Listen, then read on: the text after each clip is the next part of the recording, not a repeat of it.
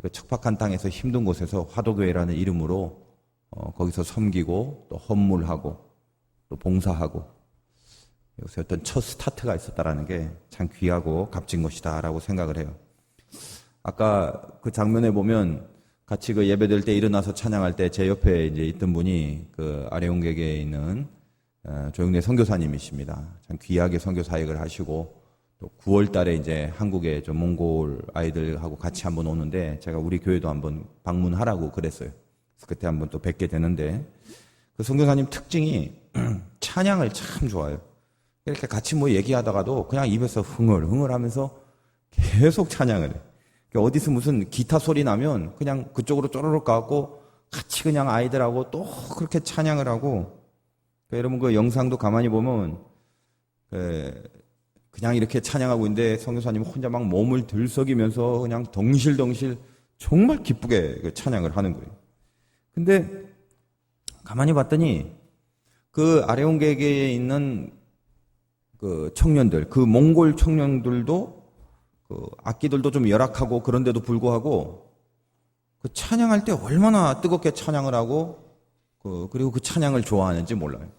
제가 그때 생각해서 야, 교회 성도들이 그 목사님의 그 리더의 영성을 닮아가는구나.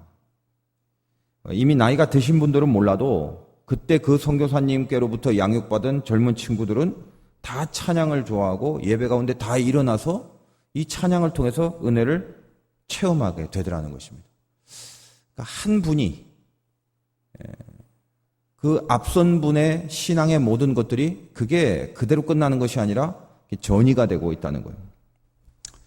여러분 뭐 오늘 좀 이렇게 피곤하신 분도 있을지 몰라요. 특히 우리 남자 성도님들 같은 경우에는 저도 어제 내일이 주일이지만 올림픽 축구가 있으니 그냥 안 볼 수가 있나요?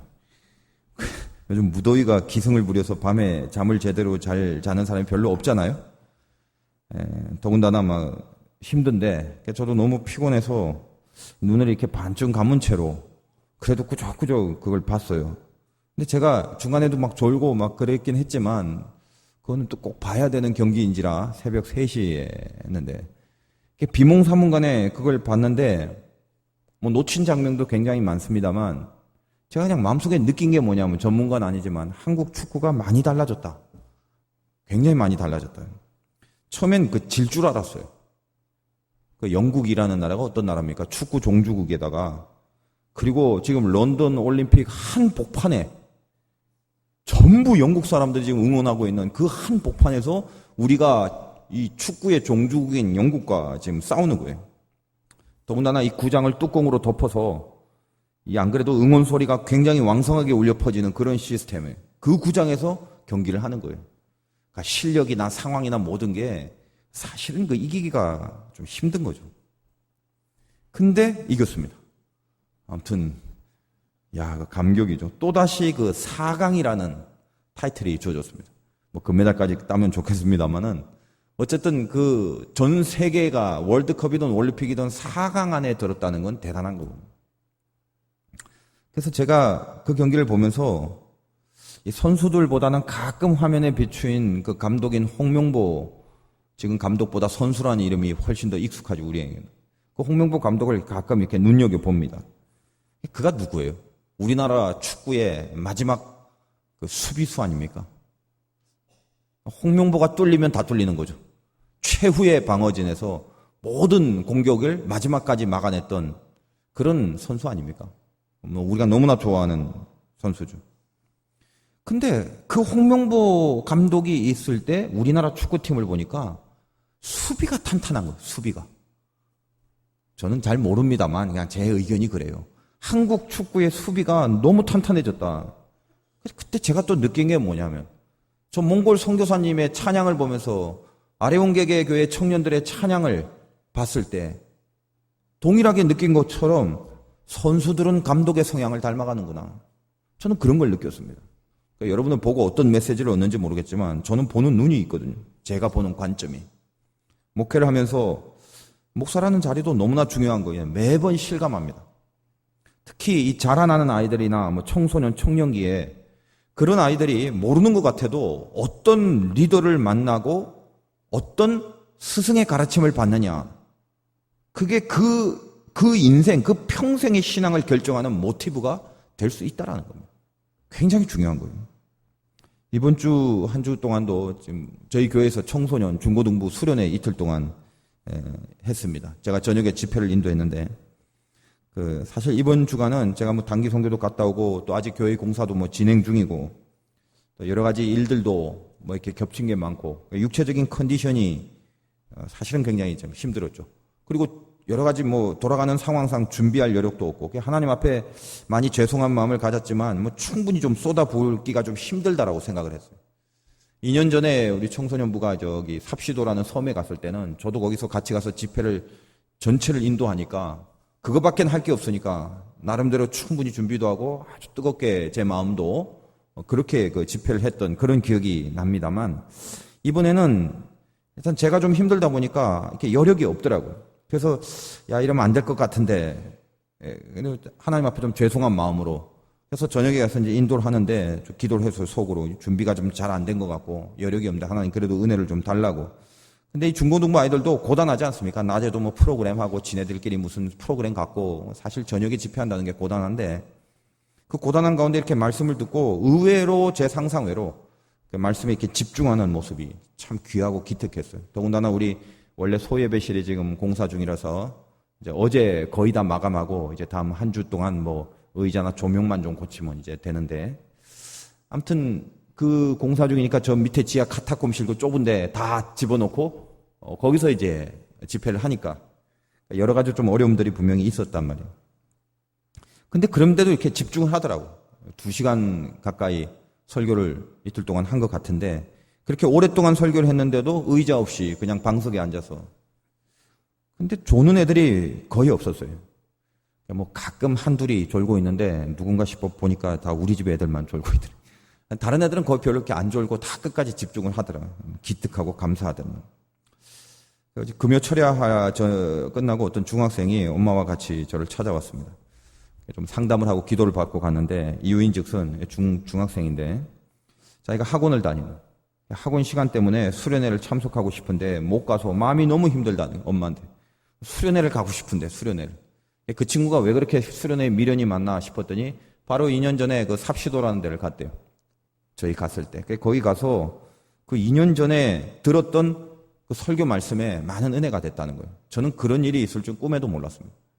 근데 그 어린 친구가 2년 전에 들었던 말씀이 너무 은혜가 돼서 이번에도 꼭 수련회를 참석해서 목사님 설교하신다니까 그걸 듣고 싶었는데 그게 학원 시간 때문에 이게 따블이 돼서 못 가게 되니까 너무 막 마음이 아프고 막 애리고 이래서 이게 너무 답답해서 엄마한테 그런 하소연을 했다는 거예요. 그래서 상담을 하러 왔길래 제가 그 설교 요약을 해줬어요. 이런 얘기했으니까 너도 그렇게 하면 된다. 그리고 기도하고 보냈어요. 제 마음속에는 그냥 아무것도 아닌 애들이라고 생각해요. 그냥 뭐 그렇게 잘하다가 이제 나중에 하나님 앞에 쓰임받는 아직은 애들이라고만 생각했어요. 근데 제 속에 무슨 생각이 드냐면 이게 아무것도 아닌 시간이고 뭐 그냥 한번 스쳐지가는 수련회 같은 거지만 이제 이번 주도 교회학교하고 저번 주는 또 저저번 주는 미학부 지금 8월 한 달은 공사가 진행되는 가운데 이제 또 다음 주는 청년부 이렇게 수련회가 계속 내부적으로 일어나고 있지 않습니까? 아무것도 아닌 그냥 스쳐 지나가는 시간 같은데 그게 어떤 사람한테는 평생의 영향이 될 수 있는 그런 사건이구나라는 것을 생각한다는 것입니다. 교회 안에서도 가만히 보면 우리가 잊어버리는 시간, 대수롭지 않게 여기는 그런 시간 속에서도 사실은 알게 모르게 우리는 수많은 영향을 서로 간에 끼치고 살아갈 수 있습니다. 교회에 바른 전통이 세워지고 좋은 영향을 받아 누리려면 홍명보가 있을 때 수비가 강해지고 찬양을 좋아하는 찬양에 뜨거운 그런 리더가 있을 때 많은 전 교인들이 찬양을 통해서 은혜를 그렇게 받듯이 교회가 올바르게 세워지고 아름다운 전통이 세워지려면 항상 더 누가 중요하냐면 윗사람이 중요합니다. 윗사람. 저는 신앙이라는 건 보고 배우는 거라 생각합니다. 제가 처음 신앙생활 했을 때는 장로교회였고 굉장히 보수적인 교단이었고 그리고 말씀에 강력한 교단이었어요. 저는 이 세상의 교회는 다 그런 줄 알고 그 패턴 속에 제 자신의 신앙을 키워왔습니다. 근데 지금 돌아보면 너무 잘 만났어요. 그 교회는 참으로 신앙적이었습니다. 너무 잘 만났다는 생각이 들어요. 왜냐하면 그 밑에 후배가 선배를 보고 또 그 밑에 후배가 선배를 보고. 그래서 제가 있을 때는 학생회가 참 겁났어요. 중고등부 학생들이 같이 예배를 드리는데 중학생들이 어리니까 앞에서 좀 떠들거나 목사님 설교할 때 장난치고 그러면요, 예배 마치고 고등부에 있는 선배가 불러요, 뒤로. 그래서 너 예배 시간에 태도가 그게 뭐냐, 이렇게 교훈을 하더라고요. 요즘 그런 게 어디 있습니까? 근데 저는 그때 교회는 다 그런 줄 알았어요. 참 멋있구나. 교회라는 데가 참 수준이 있는구나. 왜냐하면 제가 다닌 교회는 그랬기 때문에 그래요. 근데 알고 봤더니 그런 정도의 수준이 있는 교회가 그렇게 흔치 않더라고요. 애들 뭐 다 떠들지, 그렇게 무슨 고등학생이 어른스럽게 막 야단치고 교훈하고 막 이끌고 이런 데가 별로 없잖아요. 처음이 중요한 거예요, 처음이. 보고 배우는 거예요. 그렇게 자라왔던 중학생이 고등학교 가면 어떻게 되겠어? 똑같이 떠드는 중학생들 불러서 교훈하고 가르치고 그럴 거 아니겠습니까? 신앙은 보고 배우는 거예요. 교회 나온 지 얼마 안 된 사람들, 이미 나온 사람 보고 배워요. 평신도들 집사 보고 배우고, 나도 집사 되면 저렇게 돼야지. 집사는 권사 보고 배우고, 나도 권사 되면 저렇게 돼야지. 권사는 장로 보고 배우고, 나도 장로 되면 저렇게 해야지. 다 배우게 돼 있다면. 가만 보니까 그래요. 가끔은 뭐 비판하는 사람, 이건 안 좋고 이건 나쁘고, 저 사람 왜 저렇고, 또 이렇게 윗사람들 약간 이렇게 비판하는 사람들. 나중에 보면 아닌 것 같아도 막 비판한다 해도요, 그걸 보고 자라기 때문에 나중에 그 자리 가면 그 사람 똑같이 된다는. 그거 희한해요. 그렇게 되더라고요. 왜 그럴까? 왜 비판을 하고 있는데 똑같이 될까? 그거는 그것만 보고 자라기 때문에 그래요. 신학생들도요, 처음에 신학생 누구 보고 배워요? 전도사 보고 배워요. 전도사는 부목사님들 보고 배워요. 부목사님은 담임 목사님 보고 배워요. 비판을 해요. 야, 우리 담임 목사 왜 그래? 우리 부목사 왜 그래? 우리 전도사 왜 그래? 지네끼리 모여서는 윗대를 비판하는데 가만히 보니까 시간이 흘러서 그 윗대가 되면 똑같아요. 거의 똑같아요. 저도 신학교 다닐 때 신학생 시절이 있었고 전도사 시절이 있었고 그렇지 않습니까? 근데 그때도 무슨 교단에 무슨 비리, 교단에 무슨 뭐 안 좋은 일 갖고 이렇게 되지 말자, 이거 나쁘다. 근데 보니까 비슷해요, 다. 그렇게 돼버렸어요. 이게 겁나는 거예요. 왜 그럴까요? 보는 게 그거밖에 없어서요. 보는 게. 어른이 중요합니다. 저는 기독교계에도 큰 어른이 좀 나왔으면 좋겠고, 곳곳에 어른이 필요해요. 교회도 어른이 필요해요. 집안에도 어른이 필요해요. 영향을 끼칠 수 있는 사람, 보고 배울 만한 것이 탄탄하게 갖춰진 어른, 이게 굉장히 중요하다는 것입니다. 어떤 센터, 중앙이 있어야 돼요.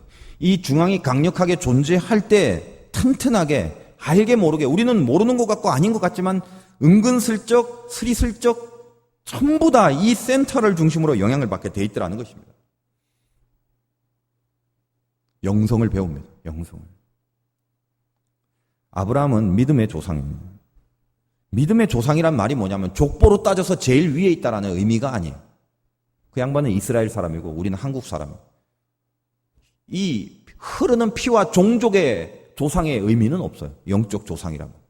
그럼 영적 조상이라는 건 더 크고 더 중요한 개념인데, 아브라함이 믿음의 조상이란 말은 결국 한마디로 뭐다면 하나님은 아브라함을 왜 믿음의 조상으로 세웠냐? 그를 보고 배우라는 거예요. 그를 통해서 그의 믿음과 신앙의 영향을 나눠받아라 이거예요. 함부로 영적인 조상을 세우겠습니까? 그러니까 아브라함은 대단한 사람이에요. 아브라함이 믿음을 가지기 시작하면서 그가 신자로서 우리에게 보여줬던 대표적인 모습을 한 가지만 말하라 그러면, 오늘 말씀 제목처럼 그는 그래요. 끝내 자기 욕심보다는 영광을 선택한 인생이다. 저는 그렇게 정의를 내려봅니다. 처음에 은혜를 받고 죄에서부터 돌이키고 그가 머물렀던 곳을 떠나서 이제 하나님의 세계로 들어오는 순간 그걸로 다 된 것이 아니라 이제 의인의 신분은 됐지만, 하나님의 자녀로서의 시작은 했지만 그 자녀로서의 신분에 걸맞는 실력과 또 그 자격과 그 내용들을, 그것을 만들어가는 과정들이 필요하겠죠. 그 내용을 만들어지는 과정 가운데 항상 하나님의 영광을 위하여 선택을 할 것인가, 자기 욕심을 위하여 선택할 것인가는 늘 충돌하게 돼 있다는 것입니다. 우리가 하나님의 자녀로 부름을 받지 않았다면 이런 충돌은 없어요.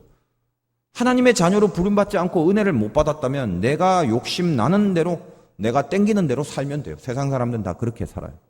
근데 우리는 어때요? 갑자기 충돌이 일어나요. 충돌이 일어나는 이유는 이미 하나님의 자녀가 됐다는 거예요. 여러분이 하나님의 자녀냐 아니냐를 판별하는 판별식은 얼마나 여러분이 완벽하고 거룩하고 모든 일이 만사형통하고 이런 걸로 따지는 것이 아니라 제일 처음 내 안에 이상한 싸움이 일어나는구나를 확인함으로 여러분은 하나님의 자녀임을 증명할 수 있습니다. 어떤 충돌이요? 이렇게 살면 안 되는데 왜 이 모양일까? 그겁니다. 도대체 내 안에 어떤 죄가 있을까? 하나님이 나를 어떻게 여기실까? 하나님이 요구하는 어떤 기준이 있는데 내가 왜 이 기준에 따라 미치지 못할 줄을 이렇게 한심하고 연약할까?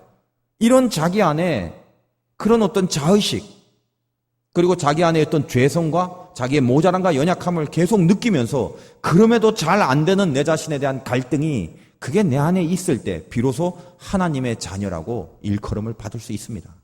왜냐? 아직 완성은 안 됐지만 그 감각 자체가 너무나 귀한 거예요. 세상 사람들은 그런 충돌이 없는 것입니다. 아브라함이 믿음의 생활을 시작했습니다.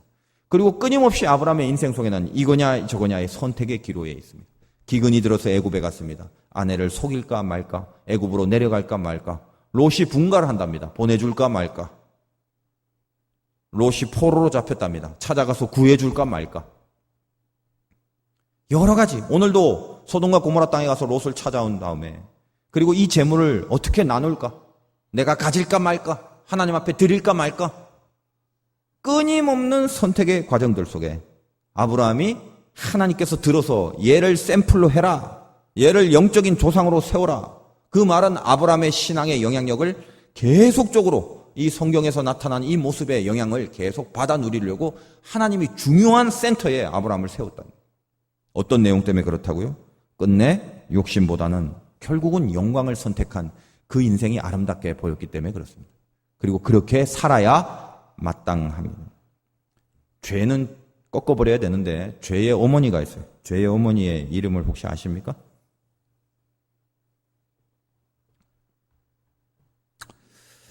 욕심이죠. 욕심. 왜? 성경은 욕심이 잉태한 즉 몰라요? 죄를 낳다. 그러니까 죄를 낳은 게 욕심이니까 죄의 엄마는 욕심이네. 욕심. 그럼 욕심이 없으면 엄마가 없는데 어떻게 애가 있어? 그러니까 우리는 죄보다는 죄 전에 죄를 낳는 엄마인 욕심, 이걸 다스려야 됩니다. 이게 죄를 다스리는 거예요. 선악을 알게 하는 열매 먹지 말라고 그랬어요. 만약 하와가 배가 고파서 먹을 게 없어서 그거 하나밖에 없는데 굶어 죽을 것 같은 본능 때문에 그걸 따먹었다면 이해는 하지만 그 에덴 동산에는 천지에 먹을 수 있는 열매예요. 딱 그거 하나 먹지 말라고 그랬잖아요. 그거 하나만 빼고, 그러니까 배 두드리면서 모든 걸 다 먹을 수 있었다는 거예요. 굳이 그걸 왜 또 먹어요? 욕심. 그걸 먹으면 선악을 알게 하는 일이 하나님과 같아진다. 욕심이에요, 욕심. 그러니까 그 욕심이 생기니까 먹지 말라는 걸 먹는 죄를 범하지 않습니까? 여러분 욕심이 있습니까? 그 욕심이 결국 죄를 낳게 됩니다. 가만히 보십시오. 내 죄가 뭘까를 생각하지 말고 이 죄를 짓기까지 그 배후에 이 죄를 난 나의 욕심이 뭔가까지 통찰하셔야 됩니다. 신앙생활 잘할 수 있어요. 그래야지. 욕심의 기준이 뭘까요? 뭐가 욕심일까요? 그냥 많이 먹고 많이 가지고 그런 게 욕심일까요? 돈을 많이 벌면 욕심입니까? 얼마까지 벌어야 욕심이고 얼마까지 벌어야 욕심이 아닐까요? 그렇게 따집니까? 욕심은 그게 욕심이냐 아니냐를 따질 때는 항상 두 가지 기준을 갖고 정의해야 되는데, 첫째는 내가 그 의욕하는 동기가 뭐냐와 그리고 나서 용도가 뭐냐, 이 두 가지를 보면 항상 답이 나옵니다. 내가 이것을 원하는 동기와 이것을 쓰는 용도, 아주 간단해요. 나만, 우리만. 그러니까 나눔과 배품의 동기는 전혀 없는 소유의식. 내가 이걸 어떻게든 끌어모아야 되는데 이거. 그래갖고 그건 없어요. 그냥 이걸 내가 무조건 가져야 돼. 내가 갖기 위해서 내가 이기적이 돼야 돼. 다른 사람한테 피해를 끼쳐도 상관이 없어요. 그리고 다른 사람한테 피해 끼치는 거 뿐만 아니라 나누고 베푸는 마음 하나도 없어요. 그냥 끌어모으려고 하는 거. 이게 분량이 얼마든지, 이게 많냐 적냐의 문제가 아니라 나만 알고 나를 위해서만 끌어모으려고 할 때는 무조건 그게 욕심이 될 수밖에 없습니다. 그리고 그것을 나만 위하여 다른 사람을 다 무시하고 다른 사람을 버려두더라도 나를 위하여 쓰겠다. 내용, 그 용도, 그것만 보면 욕심인지 아닌지가 결정이 나는 거예요. 여러분, 적게 벌고 가난하게 살아도 충분히 나누고 베푼 사람이 현저히 많다는 거 아시죠? 왜 그래요? 마음에 욕심을 제압할 수 있었기 때문에 그래요. 요즘 뭐 우리 집에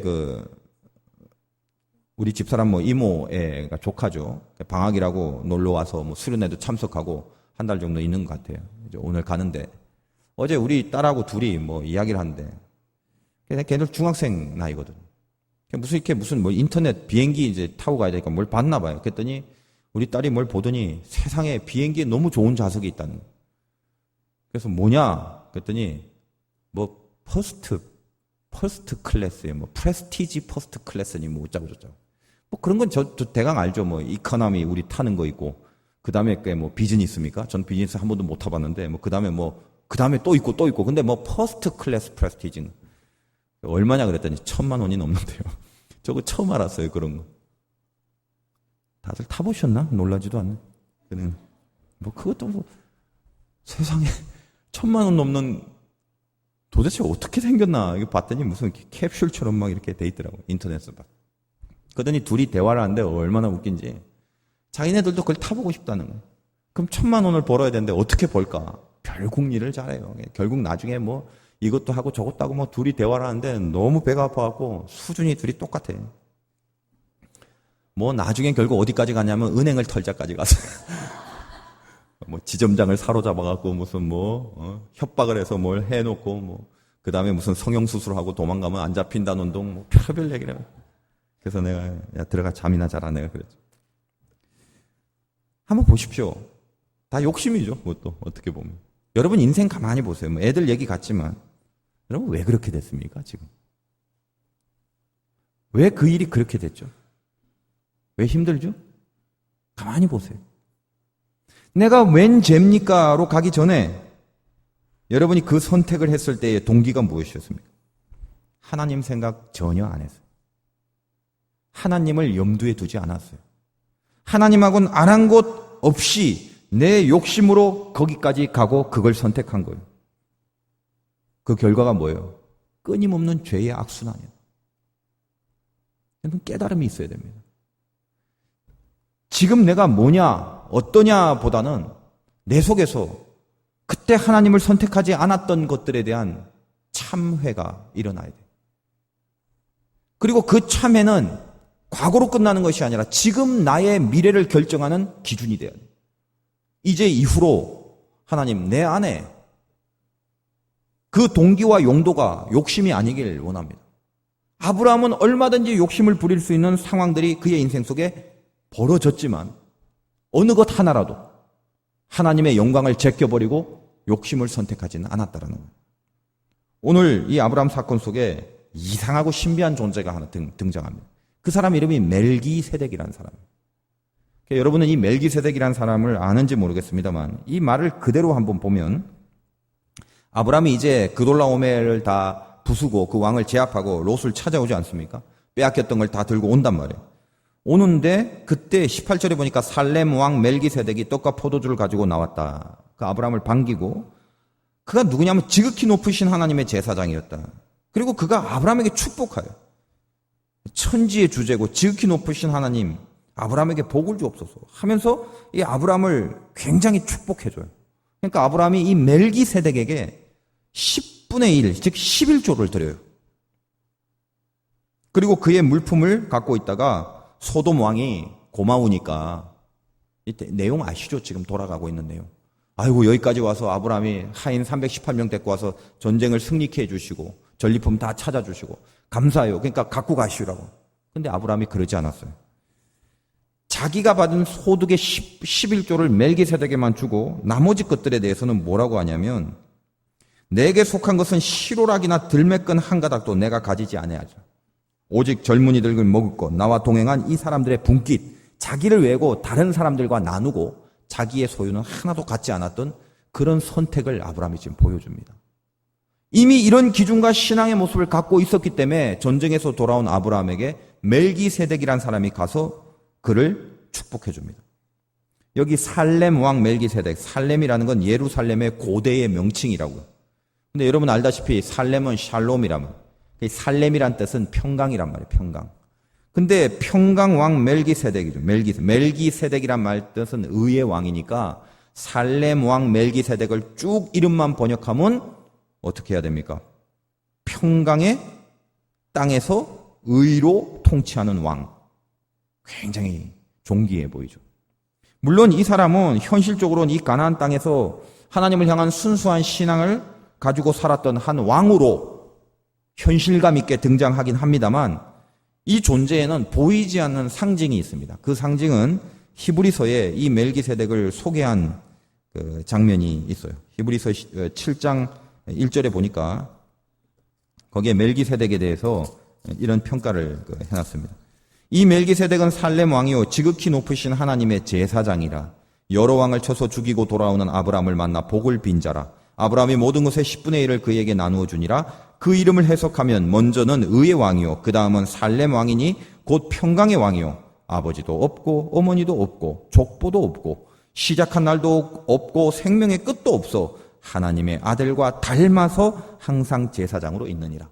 참 신비한 존재인데 결국 성경에서 이 멜기세덱이란 존재를 등장시키고 평강의 땅에서 의로 통치하는 하나의 제사장이자 왕과 같은 존귀한 포지션을 그에게 주고 이 믿음의 조상인 아브라함을 축복할 정도의 존재로 상징성을 갖고 성경에 등장하는 거라면 그가 현실적으로 가나안 땅에 사는 어떤 왕이라 할지라도 그 깊은 의미가 누구냐면 예수 그리스도를 상징하는 거라는 거예요. 그러니까 지금 아브라함이 은혜를 받아서 그가 한평생 자기의 욕심을 버리고 영광을 선택할 사람으로 등장하자 예수님 같은 천지의 주제라고 하나님을 그렇게 찬양하고 등장하는 예수님 같은 제사장이 아브라함을 만나주는 거예요. 결국 아브라함은 그의 10분의 11조를 마치 주님께 드리듯이 하나님께 드리듯이 멜기세덱에게 줍니다. 저는 이 장면에 시사하는 바가 그렇다라고 생각해요. 아브라함은 그가 갖고 있는 재산을 자기 욕심을 위하여 충분히 선택할 수 있었습니다. 전쟁에서 이겼으면 자기 거죠. 그리고 자기가 빼앗긴 롯의 재물까지 다 가질 수 있는, 누가 뭐래도 그가 갖고 있는 권리를 부인하거나 그 권리를 박탈할 사람이 없습니다. 근데 11조를 드리고 자기가 갖고 있는 모든 것을 나누죠. 저는 여기서 11조의 근본 개념을 봅니다. 또 감사한 것은 우리 성도님들이 11조를 결단하는 사람들이 많아지는 거예요. 저희 교회도 뭐 이 모양 저 모양 재정이 필요한데 가만히 봤더니 재정이 이렇게 증가하는 가장 중요한 이유 중에 하나가 11조에 대한 결단들이 일어나더라는 것이죠. 참 감사한 거예요. 너무 귀한 거예요. 여러분 11조는 하나님과 나 사이에 내 소득을 하나님도 도와준 게 있으니까 그냥 뭐 몇 대 몇으로 합시다 이렇게 거래하는 게 아니에요. 10분의 1이라는 분량이지만 분량의 의미가 있는 것이 아니라 내가 갖고 있는 욕심이 아니라 하나님의 영광입니다를 선포하는 신앙의 고백이에요. 여러분이 얼마를 벌든지 간에 11조를 하나님 앞에 드린다는 것은 나하고 적당히 이렇게 나눠 가지면 딱 맞겠네요가 아니라는 거예요. 이 모든 것을 이루신 것이 하나님이다 라는 것을 고백하는 거예요. 그래서 내 물질도 하나님 앞에 영광이 되는 거예요. 내 이끌어온 인생도 하나님 앞에 영광이 된다는 고백이라는 거예요. 그게 11조의 개념이에요. 신앙생활 하면서 아브라함이 드린 이 첫 번째 11조는 그저 헌금을 냈다라는 차원이 아니라 평생 신앙 인생으로 살아가면서 선택의 순간에서 하나님의 영광을 위하여 자기 욕심을 버렸던 것에 대한 첫 증거이며 또 첫 결단일 수도 있습니다. 여러분 인생 살아가면서 신자라면 욕심과 싸워야 됩니다. 그 욕심이 어떤 거냐 다시 한번 파악해야 돼요. 내 안에 왜 그랬는가, 그 동기가 무언가, 그 용도가 무언가 파악하시면 뭘 선택해야 되는지 용기가 나실 것입니다. 항상 인간은 욕심의 선상에 서면 하나님은 잊어버립니다. 내 욕심이 커질수록 하나님의 자리는 없어집니다. 그러면 항상 잘못된 선택을 하게 돼 있습니다. 지금 고민하고 있는 거 있습니까? 그게 안 돼서 안달붙다라고 조바심이 나고 미칠 것 같은 거 있습니까? 왜 이렇게 안 풀려? 왜 이 모양이야? 그런 거 있습니까? 하나님은 그 문제를 반드시 손대 주실 것은 틀림없습니다. 그러나 하나님이 손대 주시기 전에 여러분 안에서 고치고 바꾸시고 변화시켜야 될 게 있습니다. 그게 뭡니까? 곰곰이 생각해 보십시오.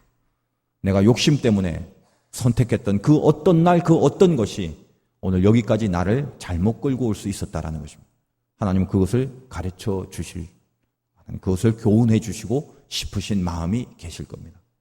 여러분, 이제 이후의 인생 속에 영광이냐 욕심이냐 사이에서 여러분의 욕심을 제압하고 다스릴 수 있는 은혜가 있으시길 주님의 이름으로 축원드립니다.